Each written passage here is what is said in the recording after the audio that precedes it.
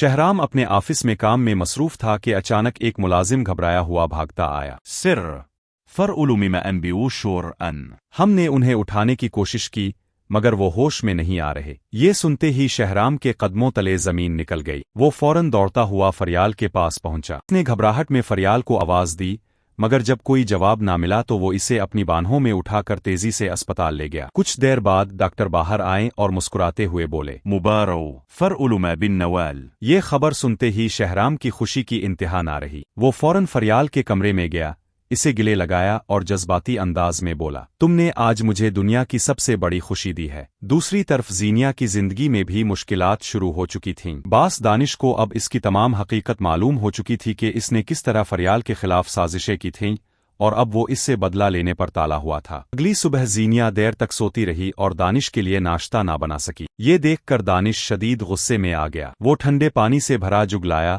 اور سوئی ہوئی زینیا پر پھینک دیا۔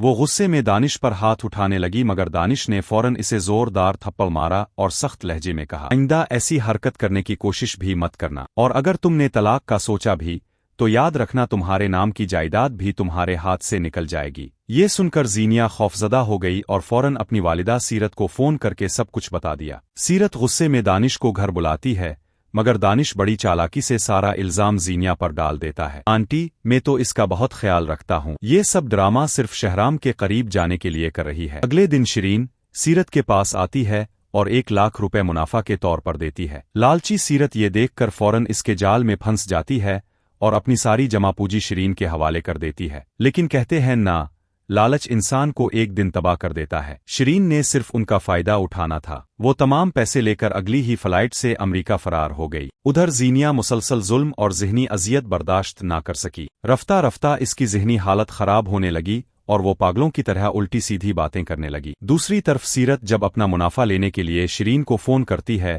تو اس کا نمبر بند ملتا ہے۔ وہ گھبرا کر اس کے گھر پہنچتی ہے مگر وہاں تالا لگا ہوتا ہے۔ گارڈ انہیں بتاتا ہے وہ تو کئی دن پہلے یہاں سے جا چکی ہیں۔ یہ سن کر سیرت کے ہوش الفاڑ جاتے ہیں۔ گھر واپس آتے ہی اپنی ساری دولت لٹ جانے کے صدمے میں انہیں شدید ہارٹ اٹیک آتا ہے اور وہ موقع پر ہی دم توڑ دیتی ہیں۔ ملازمہ فوراً شہرام کو اطلاع دیتی ہے اور اگلے دن دانش اور شہرام مل کر سیرت کی تدفین کر دیتے ہیں۔ ادھر آفس میں شانزے کو بھی فیروز سے سچی محبت ہو جاتی ہے۔ اب سوال یہ ہے، کیا فیروز اور شانزے کی شادی ہو پائے گی؟ کیا سیرت کو اپنے لالچ کی یہی سزا ملی؟